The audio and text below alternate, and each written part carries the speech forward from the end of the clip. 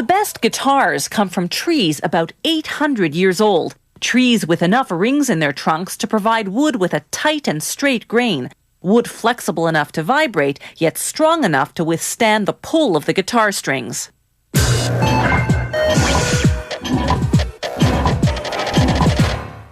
The guitar traveled from North Africa to Europe with the Moors, who invaded Spain in the 8th century. In time, the guitar became the signature instrument of Spanish flamenco music and the trademark of the singing cowboy. In the 1930s, the acoustic guitar debuted as a jazz instrument. By the 1960s, as the electric guitar took over rock and roll, the acoustic guitar remained a staple of the folk music scene.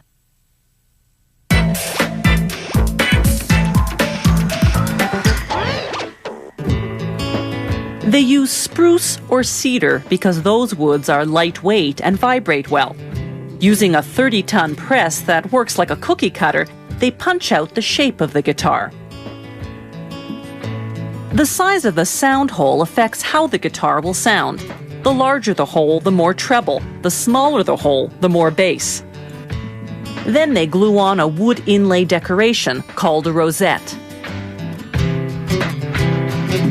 Next, they make the sides of the guitar. They first immerse wood pieces in boiling water for about 15 seconds. Then place them in a heated press to make the curve. The press applies heat from both the top and the bottom for about a minute.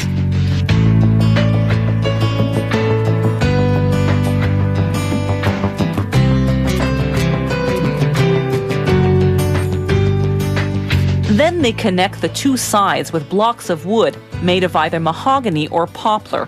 One is glued and clamped at the bottom, the other at the top.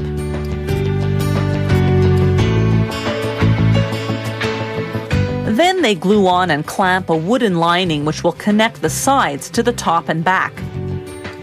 Those little cuts give it flexibility around the curves. Then with a hand router, they carefully notch the lining to receive 4 wooden braces to support the back of the guitar.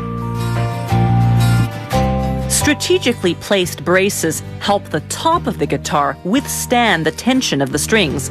They also equalize sound frequencies by controlling vibration differently at different spots. After a vacuum press makes the bracing adhere evenly, they glue on the top and bottom.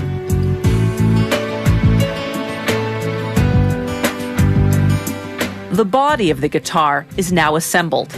It goes into a press, then a drying rack for several hours.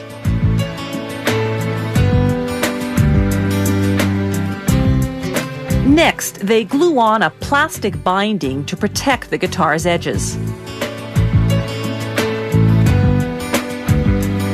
Then comes a fine sanding. Next, a machine with a special sensor measures the precise angle at which the body and neck of the guitar will later be attached. The angle is critical for sound quality. It drills the holes and sands the pieces accordingly. Next, they apply lacquer, 4 to 8 coats depending on the finish. The fingerboard is made of rosewood or ebony. The metal frets separate the halftones on the musical scale. An adjustable rod goes inside the neck. This lets the neck adapt to the different tensions that different types of strings require. They glue the fingerboard on the neck, then vacuum press it to make sure it adheres evenly. Next, they install the machine heads on which the strings will be wound.